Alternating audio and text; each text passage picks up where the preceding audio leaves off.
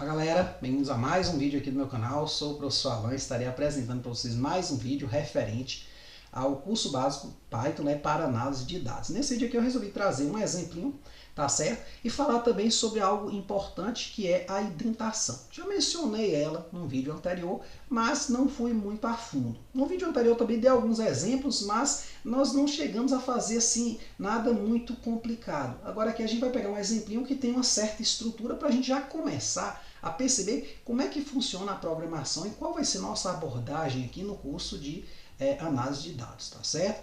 Então, ó, nessa primeira célula aqui eu coloquei um código que cria uma lista de números variando de 1 até 10, tá certo? Números inteiros variando de 1 até 10. Então aqui eu tenho uma variável lista igual, então ela vai receber o que vai ser gerado aqui.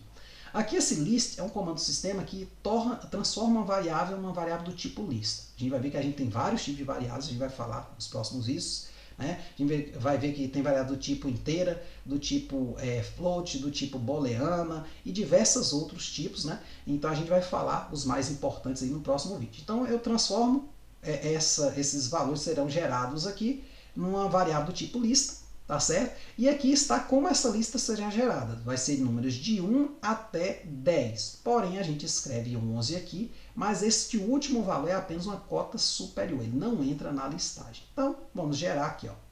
Run. Pronto, a lista foi gerada. Está interna ao sistema.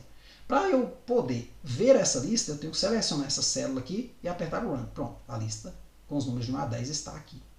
Eu dou sempre um conselho para quem está começando a programar ou viu uma nova função a primeira vez, fazer alguns testes nessa função, mexendo nas entradas. Por exemplo, se nesse 11 aqui eu colocar 8 e apertar Run, ele vai gerar uma nova lista.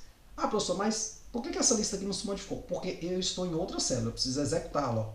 Aí eu vou de 1 até 7, percebo, 8 não entrou na listagem. Agora eu posso mudar esse 1 aqui para 3, ó. Vou executar. Né? Vou de novo imprimir a lista atual de 3 até 7. Então o primeiro cara entra, o último cara não entra. Tá certo? Aí eu vou voltar aqui ao normal, porque eu vou precisar dessa lista aqui abaixo, né, que era 11, né? Então, voltando aqui, imprimindo, pronto, tá a lista aqui. Em Python, listas são estruturas de dados que nos permitem armazenar e organizar informações de determinada maneira. Considerando a lista acima, podemos, por exemplo, buscar imprimir todos os números pares presentes nela. E é isso que a gente vai fazer muito análise de dados. Nós vamos ter os dados organizados, né, digamos, em um tipo, em uma lista, ou um dicionário, ou outro tipo de estrutura, e nós vamos ir percorrendo esses dados, buscando certa característica, ou operando esses dados, tá certo?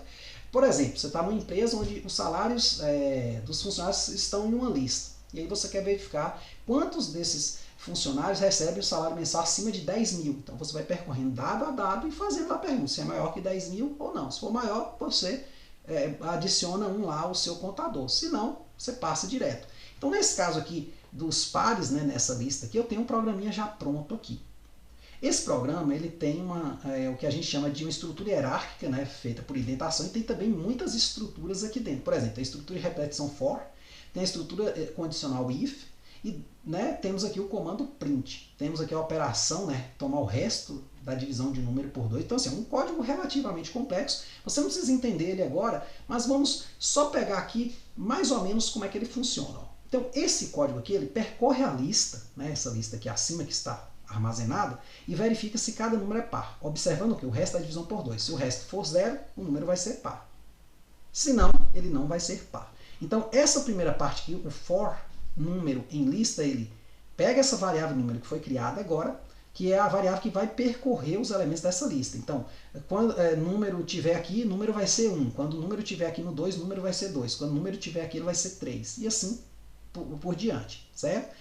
Aí dentro dessa estrutura for, a gente vai ver que é uma coisa chamada de indentação, então está dentro da estrutura for, né, nós vamos ter o condicional if, que vai pegar cada um desses números aqui e dividir por 2 e observar o resto da divisão por 0. Essa divisão por 2, o resto da divisão por 2, é dado por esse símbolo aqui, que é o porcento, e aqui o resto da divisão pelo número que você quer. No nosso caso é 2. Aqui eu tenho igual duplo, que é igual de verificação, a gente vai ver isso mais à frente também. Então, primeiro ele cria uma estrutura, né, para percorrer a lista, depois ele percorre a lista calculando o resto da divisão por 2 e imprime todos os números cujo resto da divisão, né, seja igual a 0. Que são os pares. Né? Então vamos executar aqui e vamos ver o que acontece. Pronto, está aqui 2, 4, 6, 8 e 10. Então ele chegou aqui no 1, calculou o resto da divisão, não deu 0. né, por 2 não deu 0, passou. Aí a variável número agora é 2, calculou o resto da divisão por 2, deu 0. Pô, imprimiu porque ela é par, foi no 3. Número agora é 3. Dividiu por 2, não deu o resto 0, passou. Número agora é 4. Dividiu por 2, deu o resto 0. Imprimiu e assim por diante. Nesse código aqui, gente, além das instruções for, if, print, tem também, como eu falei, a indentação, que é esse espaçamento aqui, ó, né, em relação ao recuo aqui da página. Então, em Python, né, a indentação é um elemento fundamental da sintaxe da linguagem e é usada para delimitar blocos de código em um programa. A indentação refere-se ao espaçamento ou recuo de um bloco de código em relação à margem esquerda da página. Então, aqui, por exemplo, essa estrutura for, ela guarda interna ela a estrutura if, que guarda interna ela a função print. Né? Então, tem uma hierarquia. Então, para eu chegar a utilizar essa estrutura condicional, eu tenho que entrar dentro desse for. Certo? E para eu chegar a imprimir um número, ele tem que estar dentro do for, que vai percorrer a lista. Esse número tem que ter o resto da divisão por 2, 0, e aí só então ele vai ser impresso. Tá certo? Então, a indentação aqui, ela estabelece como as coisas são feitas. O que acontece? Vamos cometer um erro, né? No código acima, né, veja que aqui eu tenho o for, né? O for espera receber uma instrução dentro que é dada pelo if, que espera receber uma instrução dentro que é dada pelo print.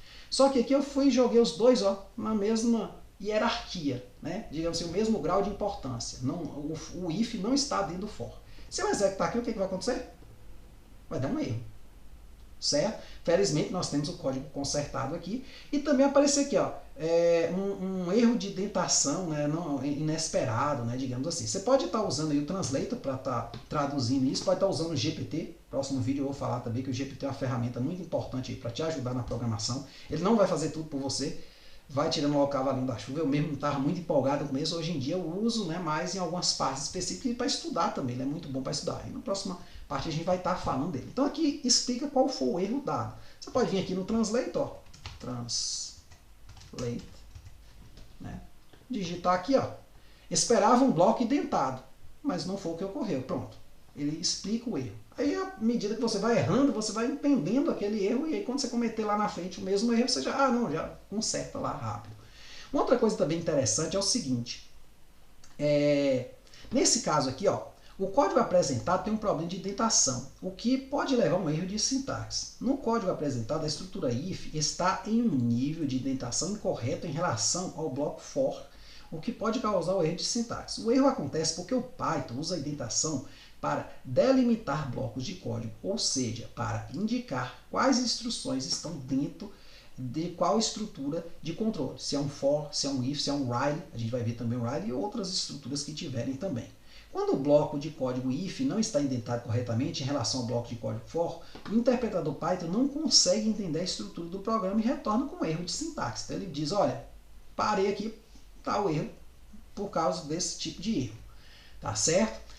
Então é isso aí. Esse primeiro vídeo aqui foi só um exemplinho, né, com um códigozinho, digamos assim, não vou chamar de complexo, mas um pouquinho mais rebuscado do que o que a gente vinha fazendo antes, que era essencialmente, né, gerar ali uma variável e imprimir, né? Basicamente foi isso que a gente fez no início. Então, aqui você vê que esse código aqui, ele é a essência do que a gente vai fazer na análise de dados. A gente vai muitas vezes percorrer banco de dados procurando, né, ou operando os valores que estão ali naquele banco de dados.